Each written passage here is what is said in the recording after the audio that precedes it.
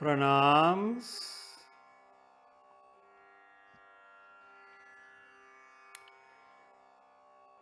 Today we are going to begin a series of talks on the parables of the great Sri Ramakrishna Paramahamsa. I'm sure all of you know Sri Ramakrishna Paramahamsa. At least you must have heard that name. So, parables of Sri Ramakrishna. You know, this great avatar, the great Sri Ramakrishna Paramahamsa, used to explain very difficult Vedantic truths, advaitic truths, truths about self-realization, God realization, the universe, and so on, through simple parables, short stories, with so much of meaning, depth of meaning. And Sri Ramakrishna, you must have read his biography, was a very simple person outwardly. Very simple. And he used to talk to people, the devotees who come, even to his own disciples, mostly through stories. That's how he used to explain truths about God and universe and everything to people. And spontaneous stories. That's the beauty of it. Spontaneous stories. So I thought I will spend a lot of time narrating to you, the listeners, parables of the great Sri Ramakrishna. And there are hundreds and hundreds of short stories and parables that Sri Ramakrishna had told during his lifetime. It's available. Tales of Sri Ramakrishna, parables of Sri Ramakrishna, they are available. The Ramakrishna Mutt has published all these books. It's very well available. Reading those parables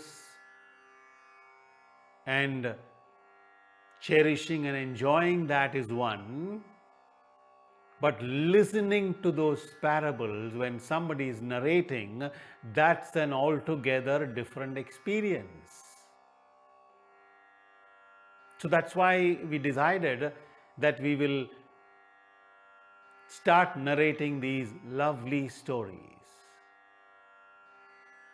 So today we are going to begin with one of them, one or two. Let's see. So here is the first parable of Sri Ramakrishna. One day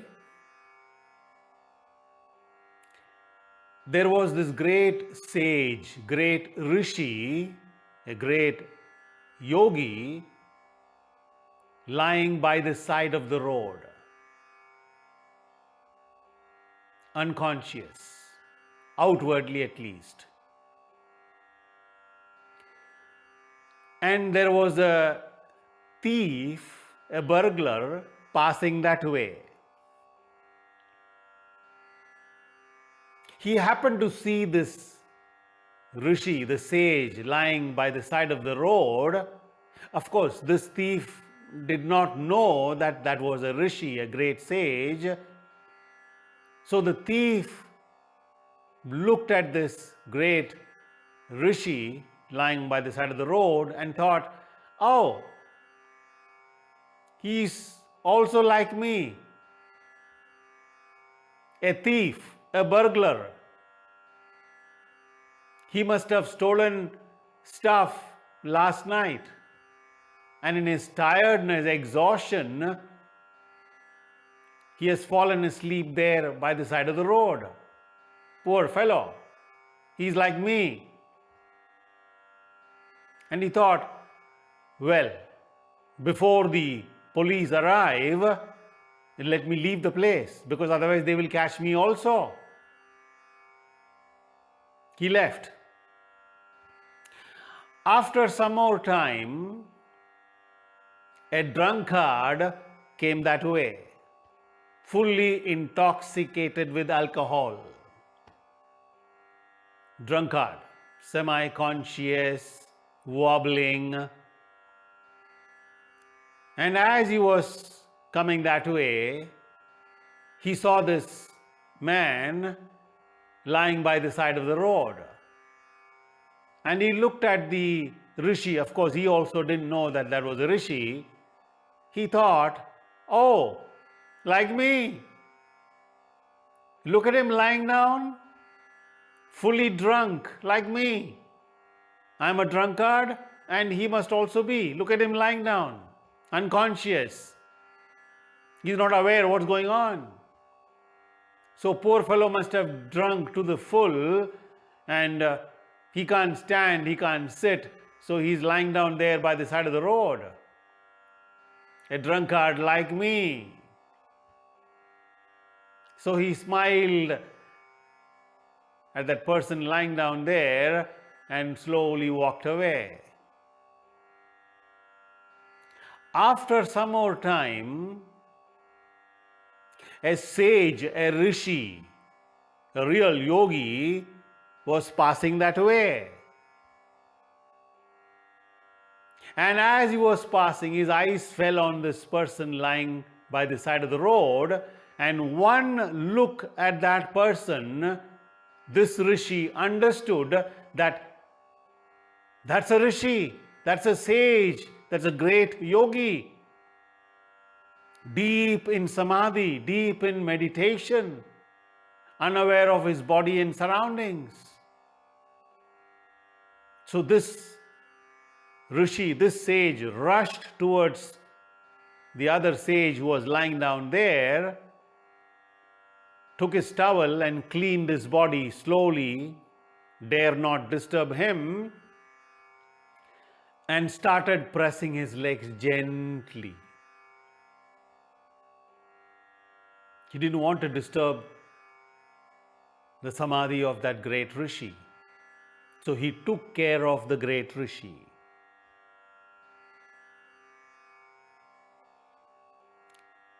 Now look at this. It's just one scene, one event, but different people looking at the same thing differently. The thief thought that he is also another thief like him. The drunkard thought that man is a drunkard like me. Only another rishi could recognize that also is a rishi. Why did the great Sri Ramakrishna tell this story? To make us understand that each one of us are looking at the world, at other people, at everything else from our own perspective. We are not seeing the real world. We are not experiencing the real world as it is. We are experiencing what we have interpreted from that experience. It's just our perception, our way of looking, and our perceptions and way of seeing is colored, filtered, conditioned by all those past memories and experiences and limited knowledge that we have gathered over the years. So our seeing, our looking, our perception is coming through our conditioning. Whether you look at a flower, a tree, another human being, another event, another experience, it's all from our background. The moment we look at a flower, we say, that's a rose flower, that's a neem tree, that's a friend, and so on and so on. You know, the moment you label, the moment you put a name to what you're seeing, you are no more seeing. That's what Sri Ramakrishna wanted to make us understand, that what we are looking at may not be the actual. Because what we are looking at is our own world. You know, in one of my previous videos, I had spoken about this. The natural world and the man-made world. Yeah, of course, we are living in the natural world. Where else could we live? But 99.99% of the time, we are caught up, we are surviving, we are living in the man-made world, our mind-made world. Our ideas, our belief systems, our notions, our interpretations, our limited knowledge. You might be a walking encyclopedia, but still that is very, very limited. In the scale of the universe, what we know, how much ever we know, is hardly anything. So we all the time look at everything through this color. It's a coloring. You wear a yellow glass, the world appears yellow. You wear a green glass, the world appears green. You wear a red glass, the world appears red. You know, the great Swami Vivekananda used to say, we are standing upside down and complaining that the world is upside down. Right? So, the great Sri Ramakrishna wants us to understand that this is the way we look at things. This is the way we experience things. Therefore, we are really not experiencing anything new. The moment a new experience comes in, a new event happens, immediately that is translated into the old, because we are looking through this, let me use the word, garbage. The garbage that we have collected over the years and years, the knowledge, the beliefs. I believe in this, I don't believe in that. Our belief systems, our notions, our ideas about everything. The idea becomes so important, and we lose touch with the actuality. I'll just take another example from the great Krishnaji, another great awakened being, Jiddu Krishnamurti. We affectionately call him Krishnaji, one of my favorite gurus. He used to say, sir, when you look at a tree, when you look at a flower, when you look at a person, when you look at anything, can you simply look? Don't bring in the word, don't bring the label, don't judge, just look. Find out whether it is possible to look at anything without the words, which means without the memory coming and blocking, without the past experiences and knowledge and whatever you have stored coming and filtering your perception. And you know what Krishnaji used to say? Yeah, that's possible, provided you have known, you have understood, you have experienced directly what love is. Love with a capital L.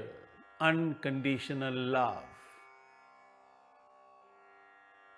So, Sri Ramakrishna uses parables to explain the high truths of life. And whoever has read the biography of Sri Ramakrishna, read his parables, read his teachings, his life, blessed are they. You know, even to listen to these things, listen to the words of the masters. Forget about listening to the words of the masters, even coming to know about these great awakened beings. You need their grace, the Guru's grace, the grace of the universe to even come to hear their names. You need Guru's grace to be in satsang. I'm not saying that. The great ones. So, there are more parables of the great Sri Ramakrishna. One after the other, we will go into that. And it's so interesting, so simple, so beautiful. If you really understand that, it's lovely. And stories is the direct pathway to the heart.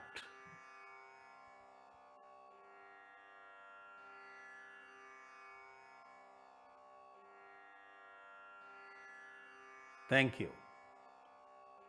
Pranam.